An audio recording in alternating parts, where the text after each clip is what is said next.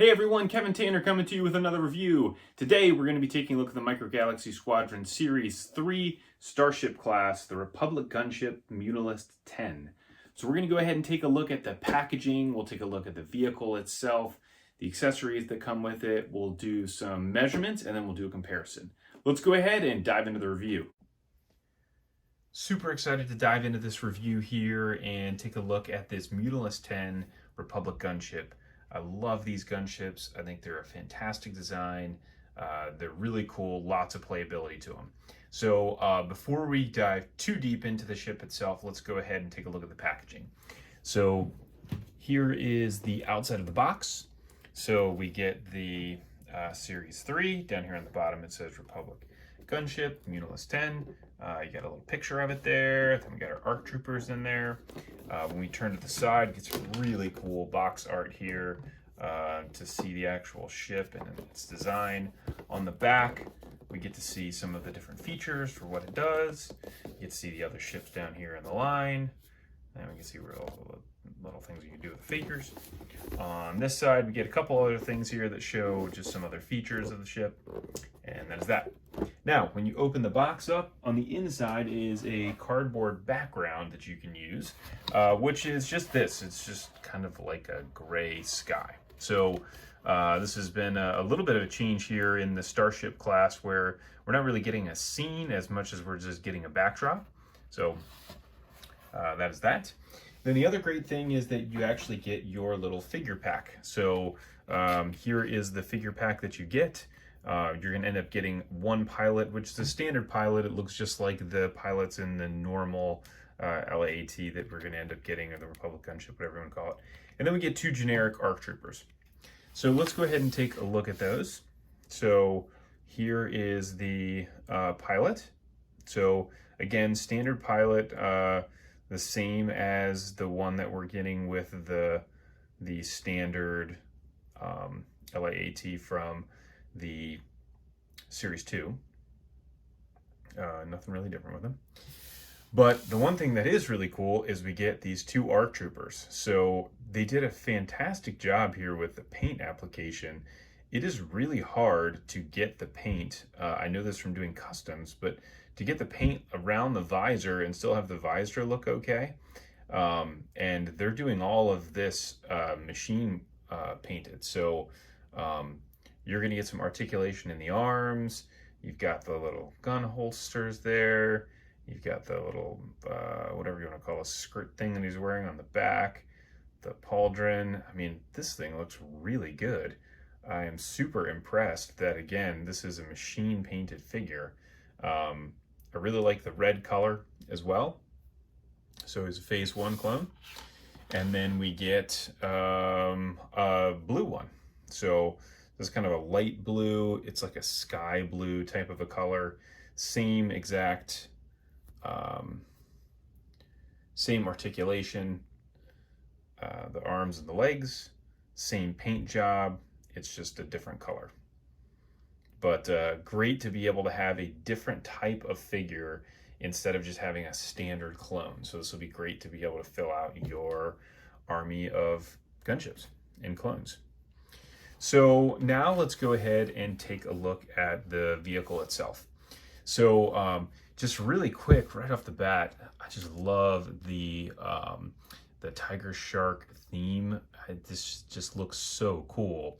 You can see that on this one there is quite a bit of wash. So it's a pretty dark gray type of a wash. And you can see that goes really all the way around the ship, on the wings. You can see it a lot more here on the bottom of the hull and on the side. So now walking through features, you get the rotating guns here on the front. You get the opening cockpit, which you can then go ahead and throw your pilot in. So go ahead and put him in there.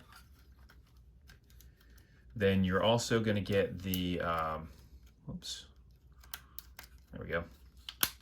You get the ball turrets here. This is just really the coolest feature, I think, of this ship, is the ability to open up this this ball turret here to be able to put a figure inside. It is just such a cool feature. I love that you can do that, and that you can just really fill this gunship out with lots of different figures. So you could put another pilot in there, you could put another clone trooper in there, and then we go to the inside here of the hull. So you can actually open up this door. So you can pull it back like that to be able to see the little holders in here. So you can really fill this up. It gives you 4 holders that you can put a clone in there. When I first got this and saw it, I was like, ah, man, this is kind of an eyesore. But once you actually get the figures in there, it really does make it a whole lot easier to be able to play around with this thing. Otherwise, the figures would just flop around and fall out. We'll see whether or not we can fit this ARC Trooper in here. It looks like he's gonna have a tough time, just because of the guns and everything on his waist. But let's see if we can get him in there. Okay, so he kind of fits in there. It's a pretty snug fit, but that's essentially where your trooper would go. So the doors open on both sides. Then as we come around to the back here, you get this little rotating turret here. This is just a ball and socket joint. You can actually remove that. And then you have a cargo door here that opens, and there's a little peg on here that you can actually put the Bark Speeder on. So the Bark Speeder that comes with either the battle packs or with just the regular blind box. You'll be able to pop that on there, which is another really cool feature. On the wings here, you get these rotating turrets as well. These little wing guns, which is nice. And then the other thing that you get is just this little hidden compartment here, which I'm actually going to pop the wing off so you can see it, because it's a little easier to do it with the wing off. And so you end up getting just these missiles in here. So I really like the gold coloring that's in here. And then you, again, can see the different missiles and everything on there.